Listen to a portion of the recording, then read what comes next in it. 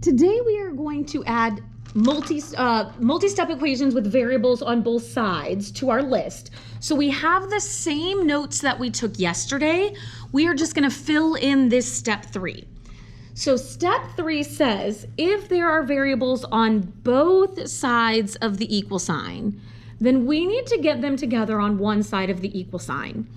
And the way that we do that is by moving one of the variables over. The key is that whenever you cross the equal sign, you have to change the sign of the value you're moving. So when we look at this problem, we see that we have like terms of 8w and 2w, right? I have variables on both sides, but they're on opposite sides of the equal sign. So I can choose to move either the 8w or the 2w. There isn't a right or wrong answer. You just have to choose one of them. But you're going to have to use the opposite sign. So if I choose to move this positive 2w, I am going to move it with a negative 2w. Now I'm going to write that underneath where my other w is so that I can combine them. 8 minus 2 is 6, so that'll say 6w, and then everything else will come straight down. So 6w plus 6 equals negative 4. Now, if we turn and look at page 10 in our notes, this opens the door for an entirely new dilemma. Okay, so we have a problem over here, and we have variables on both sides. Now, we got lots of stuff going on in this equation. So you might have some ideas of how you want to approach it, or you might need to stick to this list that we started creating yesterday. So step 1 says, if there are parentheses, we are going to distribute. So I'm going to distribute this 2. 2 times 2 is 4y. 2 times 6 gives me a plus 12. Okay, step 2 says if there are like terms, I am going to combine them. So these variables here are on the same side of the equal sign. If they're on the same side and we're combining, we get them together with the same sign. So 6y minus 2y gives me 4y minus 5. Step 3 then says if there are variables on both sides of the equal sign, which there are, right? I have a 4y here and a 4y here. So I'm going to get them together using the opposite sign, right? I have to cross the equal sign. So if I want to move this positive 4y, I'm going to have to subtract 4y. The thing here is that 4y minus 4y cancels itself out on both sides of the equal sign, and I'm only left with negative 5 equals 12. This is something that can happen. That variable can cancel itself out when we allow variables to be on both sides. Here is the thing. If the variables cancel out and we are left with a false statement, something that is not true, our answer is going to be no solution. So if we look at this right here, negative 5 does not equal 12. That is a false statement. So the answer to this problem is no solution. That means there is no value that we could assign to y that would ever make this equation true. Now, as you probably guessed, that opens the door then for what happens if it's true, right? So if we look at this next one, right, there are parentheses, so we can distribute. I have variables on both sides of the equal sign, so I can get those together with the opposite sign by subtracting 4x. But again, those 4x's cancel out, and I'm left with negative 28 equals negative 28. This is a true statement, right? Negative 28 does equal negative 28, and if that is the case, we say our answer is all real numbers. Now, we can also write all real numbers as ARN. This means that we can pick any possible number. I mean, yes, there are an infinite number of solutions, but we can pick any of them that we want to pick. Any number that we possibly pick is going to be a correct answer that works for x. So let's look at some examples here. Okay, up here for our first one, we have our straightforward just variables on both sides. There's no parentheses, there's no like terms on the same side, so we want to get our w's together. You can choose to subtract either way. I have students who always want to move the variable to the left, And I have students who always want to keep the variable positive. There isn't a right or wrong. The key is that whichever one you decide to move, you have to choose to use the opposite sign. So 4W minus 6W gives me a negative 2W. And then I'm down to an equation that I should know how to solve. So I'm going to undo subtraction with addition. And I'm going to undo multiplication with division. So if I look at my next example, right, I see parentheses. Parentheses tell me to distribute, so I'm going to multiply that through.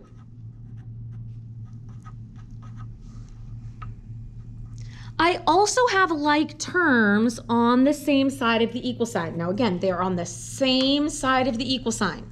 So if they are on the same side, I need them to be combined with the same sign, right? I'm using the sign in front. 8 positive 8s minus 6s gives me a 2s. Right, now when I look at this, my next step that I go to says if there are variables on both sides of the equal sign, which there are, so now I need to use the opposite sign. So that's a positive 2s. So I'm going to subtract it. Now watch your sign here. That leaves me with a negative 14. Going to undo subtraction with addition. And I'm going to undo multiplication with division. Again, as long as you are reduced, you are not rounding. I do not care what form you write the answer in, so you could leave it as 41/3. You could write it as 13.6 repeating or 13 2/3. Now there are some other things that might come up along the way. So for example, if we look at this next one, if we're following our rules, right, which are just guidelines, we do not have any parentheses, but we do have variables on the same side. Okay, so if they're on the same side, we want to get them together with the same sign. So 3r plus 7r gives me 10r. Now I always have students who like to always move the variables so that it stays positive. But I want to throw one thing out here. It can be really, really tempting to subtract this 5r. But if we subtract 5r, we will make this side of the equal sign empty. There will be nothing over there. And that means we're just going to have to move something right back over. So my suggestion is to never empty one side of the equal sign. So I'm going to move this positive 10r the other direction, even though that makes my variable negative, so that I'm not left with nothing over here. So I have negative 5r equals a negative 32. I'll divide by that negative 5. 2 negatives make a fraction, or make a positive. 2 negatives make a positive. You can leave your answer as a fraction, that's fine.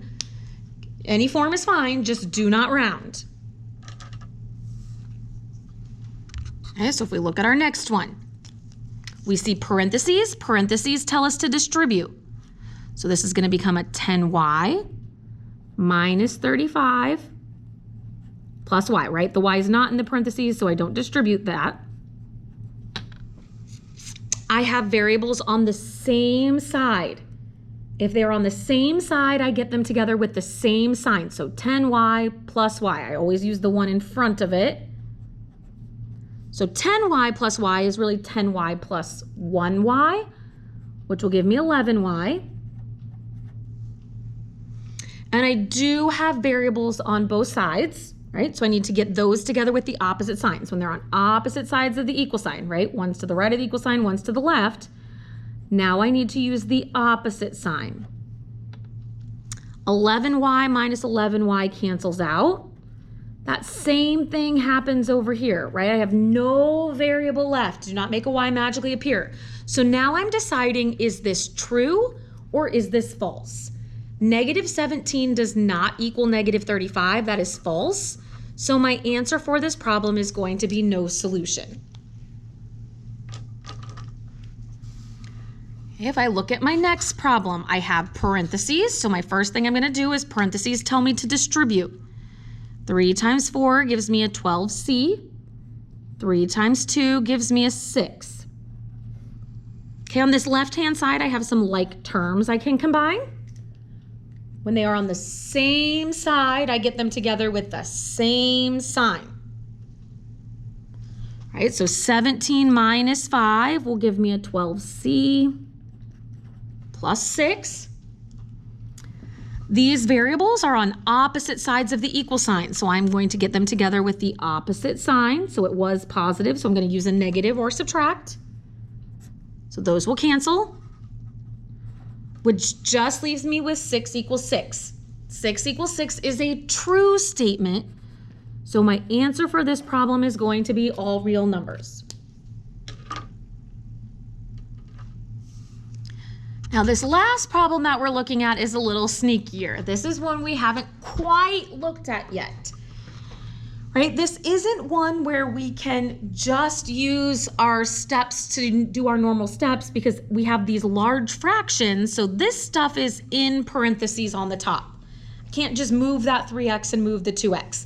I need to do something with these denominators to start with. There are two different approaches you can take on this. Option number one is to use the approach that we talked about with variables on the same side. I'm going to pull up that example. This example that we looked at yesterday, where we could take that common denominator and distribute it all the way through. However, there's a new approach that we can take, which if you remember, right, you've learned about these in middle school.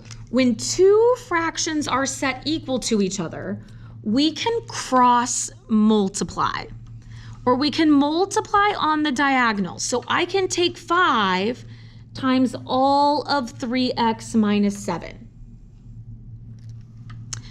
And I can take 4 times all of 2x plus 6 and set those two things equal to each other, right? So this is distributing. 5 times 3 is a 15x minus 35. I also need to distribute on this side an 8x plus 24. All right, I have variables on opposite sides of the equal sign, so I need to get those together with the opposite sign. So give me 7x minus 35 equals 24. Now I'm down to a normal two-step equation.